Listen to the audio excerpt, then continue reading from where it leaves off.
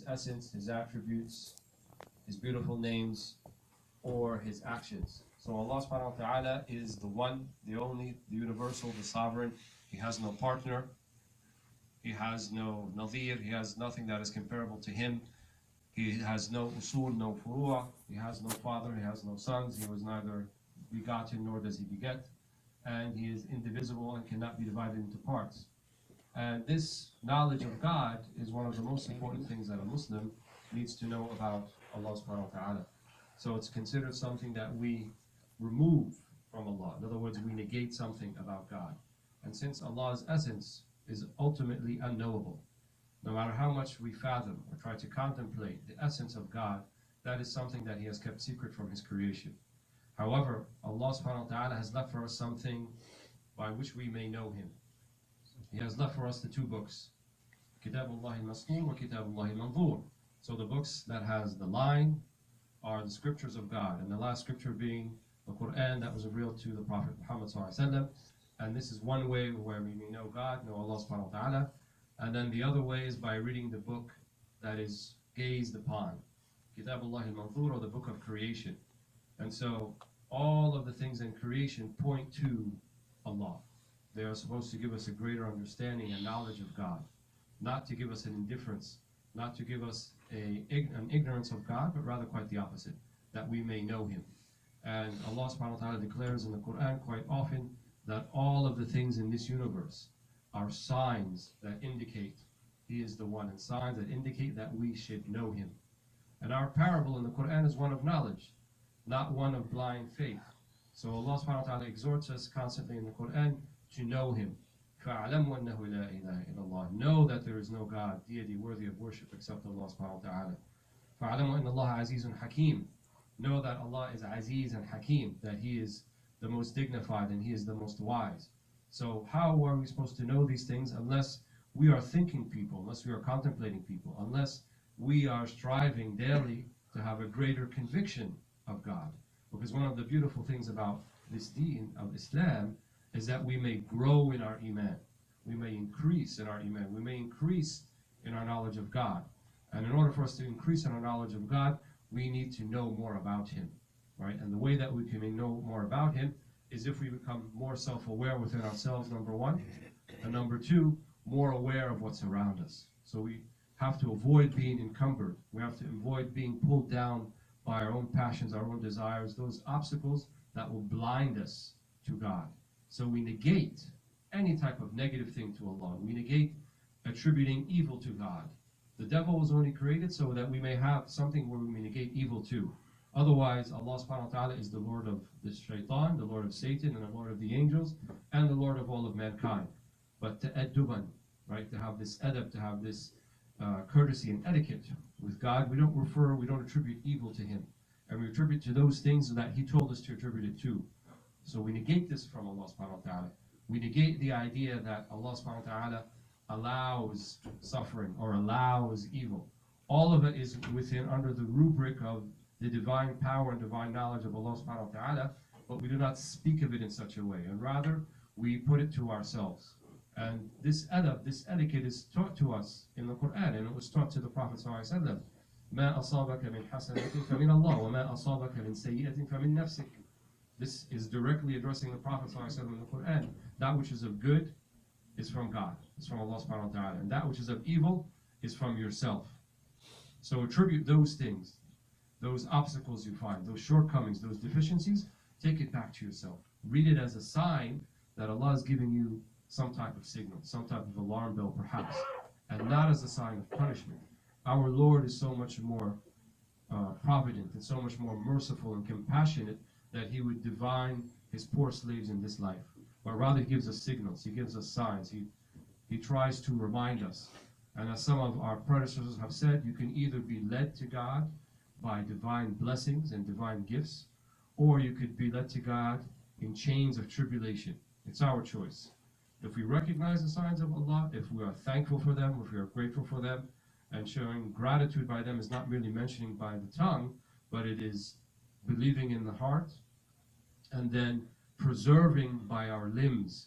So Allah did not give us two eyes, except that we may look at things that are beautiful to look at. and look at things that we are enjoying to look at, and to avoid looking at things we are not to look at. Or 2 ears, except to hear those things we should be hearing, and a tongue to speak of those things which you should speak with, and 2 feet or legs to move to those things where we should move to, and so forth. So we show gratitude to these things by using them in the proper way. And if you use them in a proper way and you show gratitude to them, you preserve them, right? Qayyid in-ni'mah, right? Preserve the ni'mah, preserve the blessing by showing proper gratitude and thankfulness for it. Because if we don't preserve it, right, we can lose it. And not only this, Allah tells us in the Quran, وَلَئِن شَكَرْتُمْ لَأَزِيدَنَّكُمْ, right? And if you are thankful, you are grateful, then I will only increase you. So any increase then will come merely by our preservation of our blessings. And we preserve our blessings by showing them their proper thankfulness. And Allah also says via His Prophet ﷺ that those blessings that come from others, we should show great gratitude and thankfulness for those as well. Right? مَنْ لَمْ يَشْكُرِ النَّاسِ لَمْ يَشْكُرِ اللَّهِ. Whoever does not properly thank the people, those who bring them these divine blessings, the instruments of the divine will, Allah chose these people by which to bring you those things, then they have not properly shown gratitude towards Allah subhanahu wa ta'ala. And so, in our knowledge of God, right, one of the most important things that we should have is a good opinion of Allah, right? And the Prophet ﷺ says in a hadith Qudsi, in one of those hadith that we call a divine hadith, where the Prophet narrates it, but it is the words of Allah subhanahu wa ta'ala. Allah says about Himself, أَنَا عَنْدَ ظَنِّ عَبْدِي بِي, right? I am at the good opinion of my slave with me. So if he thinks good of me, then I will be good for him. But if he thinks something else, then I will not. Right? And many people always ask, how do I know my place with Allah? How do I know how I'm doing with God? If He's pleased with me, if He's not pleased with me? How can one tell? Right? And the answer to that question, which is a simple answer, is, well, how is Allah doing with you? How is God doing with you? Where is His place in your heart? Do you have bad opinion, bad suspicion? Right? Do you say to yourself when you're upset by a circumstance, right, or something that happened that you weren't expecting? You say, why me? You say, why is God doing this to me? Why is this happening to me? Why not someone else? Why are those good things happening to that person, right? And he's not as good as a person as I am, but yet I am not getting to them, right? Don't be mistaken, this is Walead. This is misguidance, and it's whisperings of shaitan, and it's whisperings of your own lower desire and self, right? Because that which is supposed to come to you will come to you. No one can take it away from you. And that which is not supposed to come to you, you will never reach, right? And these were the words that the Prophet ﷺ taught to Ibn Abbas as a young boy, where he said to him, Ya ghulam inni u'alimuka kalimat, ahfadallah yahfadak, right? The rest of the hadith. He said to Ibn Abbas, let me teach you some words. And he was a young boy at the time, probably not 10 or 11 years old. And he said, let me teach you some words. Preserve God and He will preserve you, right? Look towards where God is and you will find Him there. And he's teaching these things to the young boy. And then he finishes these words that he said to him, and know that if all of the people in the world were all to conspire and come together and to try to take something away from you that you were meant to have, they will not be able to do it. And if all of them, once again, were to come together and conspire and try to give you something that you are not meant to have, you will never have it. So this is what we mean by the knowledge of Allah subhanahu wa ta'ala. Not just words that we read, not just things that we try to memorize, but living them in our everyday circumstances, right? That flat tire you got the last week, that traffic ticket that you got, that promotion that you think you should have had but you did not get, that school that you applied to and you did not find acceptance, that girl that you asked to marry and she said no. All of these things are the will and the power of Allah subhanahu wa ta'ala. So retain your good opinion of Allah. Don't question Allah's wisdom, right, in the things that happen to you. This doesn't mean that we sit on our laurels and do nothing, right? Because we have a sharia, we have a system, we have adab, we have etiquettes, we have things that are asked of us. And so when certain circumstances occur, then indeed we have something to do about them. We do not sit calmly in the face of injustice or oppression, right? The Prophet ﷺ, he said to the Sahaba, the companions, "Unsur akhaka zalimin aw madluma." Help your brother, whether he is the oppressor or he is the one being oppressed. And some of the companions were confused by this. They said, Ya Rasulullah, yani al-mazlum, we know about the one who is being oppressed, we have to help him. But how do we help one who is an oppressor? How do we do that? We never thought of that before. He said, "Kafu an dhulmihi." Stop him from oppressing, right? But nevertheless, notice how the Prophet ﷺ referred to the oppressor, "Akhaqa," your brother. In other words, he did not otherize the oppressor. He did not make him an other. He did not dehumanize even the oppressor. He still said, look at him within the family of humanity, nevertheless. Even though his actions are detestable, right? Because here he's describing him in terms of his action, right? In Arabic language, when you use such a word, zalim, which means oppressor, and you're referring back to the actual action that he does, then it means the reason that he is objectionable is by virtue of his action, not anything else. And this is a very, very extremely important concept, right? Because no one in our system is inherently evil. No one is inherently an oppressor. No one is inherently despicable. It's only by their actions, right? And we judge them by their outward actions, or we evaluate them by their outward actions. No one can know what's inside one. No one can know the intention or motivation or anything else. So if we see outward oppression, stop it, right? Someone is being outwardly oppressed, do what you can to stop it. And the Prophet ﷺ, he said, إِذَا رَأَى مِنْكُمْ أَحَدُكُمْ مُنْكَرًا فَلْيُغَيِّرْهُ بِيَدِهِ. Right? If one of you sees a munkar, right? You see a detestable action and you have the power and you are certain it's wrong, right? And it's not vigilantism and it's not any of those other conditions that apply, then stop it if you can. فَإِنْ لَمْ يَكُنْ فَبِلِسَانِهِ. And if you cannot, then with your tongue, at least speak out about it. So either it stops right there or it doesn't happen in the future. فَإِلَّمْ يَكُنْ, right? And if you can't even have that, then detest it in your heart. In other words, refute that, even though you can't do anything about it, right? And that means we're a people of both action and knowledge, because refutation in the heart means you're acknowledging it's a wrong thing, even though you have not been put in a position, nor are you able to actually do something about it, right? So never say to yourself, well, that doesn't apply to me. I don't care. Who cares? That's those people over there. Those people in that other country. Wait, they're not the same skin color as me, so that doesn't really apply to me. Or something that's quite new for us. Sometimes we say, well, they're not Muslims, so what do I care? Abadan. This Islam of ours is not about helping Muslims only. We're not a tribe, right? We're not just a small group of people. We're not a special interest group. We believe we're a people who have a universal message.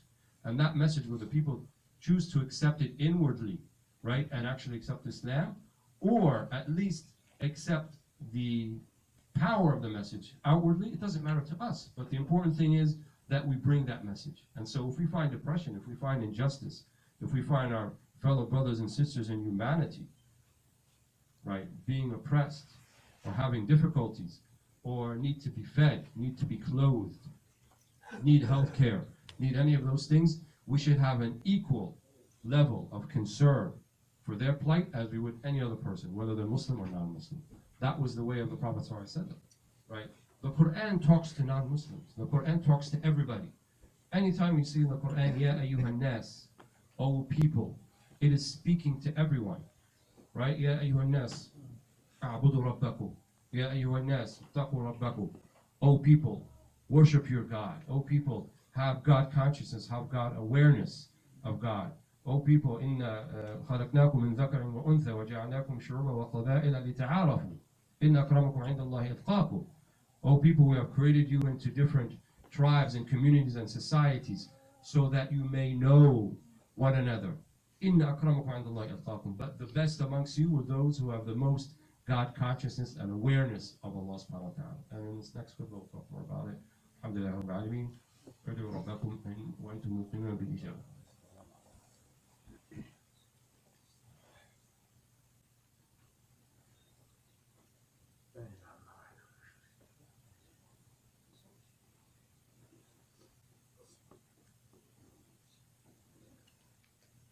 الحمد لله رب العالمين وأفضل الصلوات وأتم التسليمات على المبعوث رحمة للعالمين سيدنا وحبيبنا وقرة أعيننا سيدنا محمد وآله وصحبه أجمعين وبعد.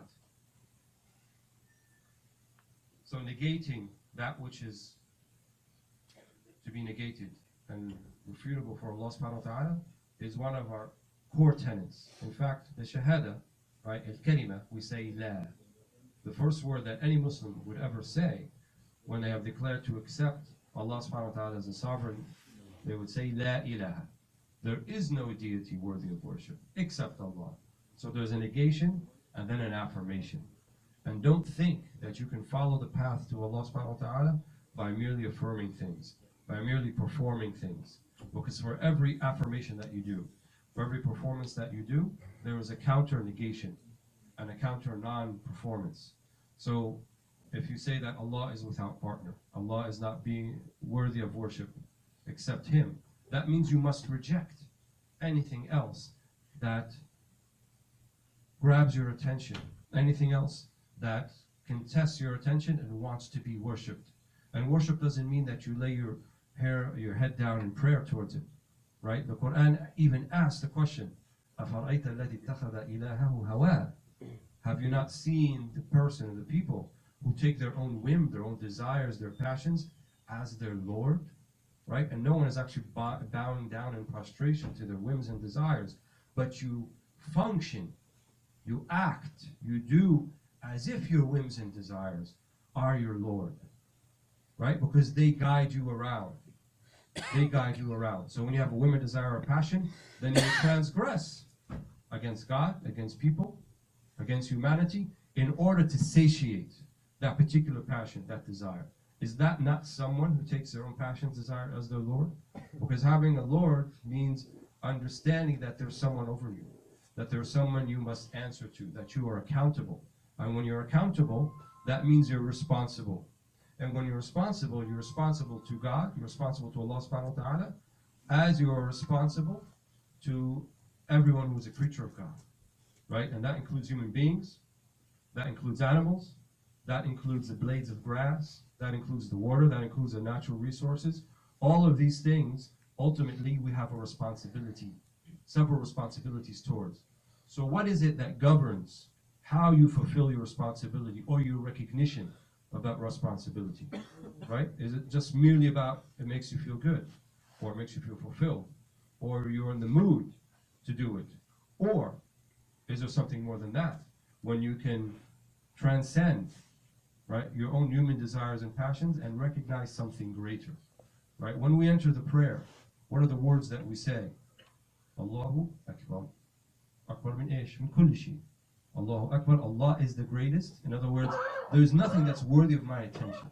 And now that I'm entering into the prayer, this sort of private, inner, secret conversation that I am having with my Lord, then I cannot have anything else that is vying for my attention. All of those things must be repudiated at this particular point when I'm entering into prayer. Oftentimes people ask, sometimes I pray and then I'm just, my head's all over the place and I'm not sure what I'm doing or saying, and I'm thinking about kids at school, I'm thinking about lunch, and I'm thinking about all these things. How do I have what we call hudur?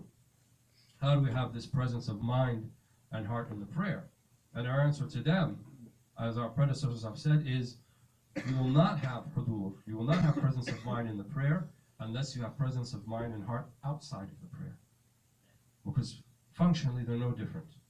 You should be in a state of dhikr or remembrance, whether it's the ritual prayer, something quite specific that has specific acts, or you're walking around the street, or you're driving in your car, or you're at work, or you're at school, or you're having lunch, or you're having dinner, or you're interacting with your family or your children. All of those things can be acts of worship, right? Because if in every single instance of those interactions, you have a taqwa, you have an understanding, you have a God consciousness, and you realize that you're ultimately accountable to something much, much greater and higher than yourself, then this is going to govern your actions. And if you do it with this intention, then why would it not be an act of worship, right? Why would the adat, right, what would be what normally mundane things that we do every day turn into ibadat, right? Turn into acts of worship. The Quran doesn't regulate, or the Sunnah doesn't regulate really what we eat, and it doesn't tell us that we have to eat, because these are things that we need to function as human beings. However, what it does do is recommend certain etiquettes and adab with eating. For example, it was a very strong sunnah that one shouldn't eat alone. One should eat amongst a group. One should eat with fellow believers. One should eat with one's family, one's children, and so forth, and not to eat alone. But yet we have a new sunnah, or a new way of doing things in the modern world, where people generally eat alone. And people generally do most of their interactions alone. We have reached a point where now people have a greater level in terms of frequency and intensity of interaction with things, with iPhones, with screens, right? With things that are technically inanimate, things that are not human, things that can't actually give you feedback, things that you can't have a relationship with. But yet, in these particular societies, these highly developed, and I would say also highly consumerist societies, we've been trained to believe that having interaction with these things is somehow more important than the interaction with a fellow human being. Go into any public space, a coffee shop, a university, study room, anywhere where people are sitting, and you'll find most people are interacting with this, with the phone. And they could be sitting across from each other, but they're not interacting with one another. They're interacting with their device, or interacting with something else that are vying for our attention. But people have rights and responsibilities upon us. These things don't have any they don't have any rights upon us. The one right that we have is that we shouldn't overdo them, we shouldn't overuse them. But have you given fulfilled the rights of your wife, your husband, your children, your neighbor, right? If you read the book Al-Adab al-Mufrad by Imam al-Bukhari, where he wrote a specific book just about the etiquettes that one should show towards everything in life. He started with parents, and then familial relations, anyone who's silat raham, and then immediately he went to neighbors, right? And in one of the first hadith, prophetic reports that he narrates, he said that ما زال جبريل يوصيني في الجار حتى ظننت أنه سيورثه أو كما قال صلى الله عليه وسلم. That Gabriel, the archangel, kept exhorting me and telling me about how important it is to be good to one's neighbor, until I believed he would make him an heir, someone who could inherit from my estate. In other words, like a familiar relation.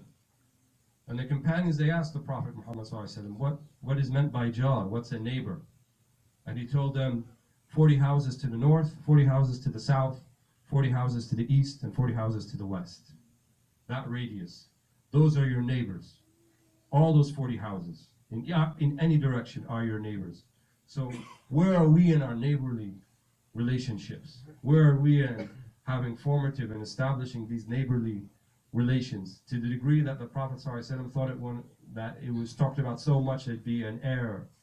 And the greatest narrative hadith thought it so important that he put them at the very beginning of his book on such issues, right after parents and right after actual family, and then neighbors.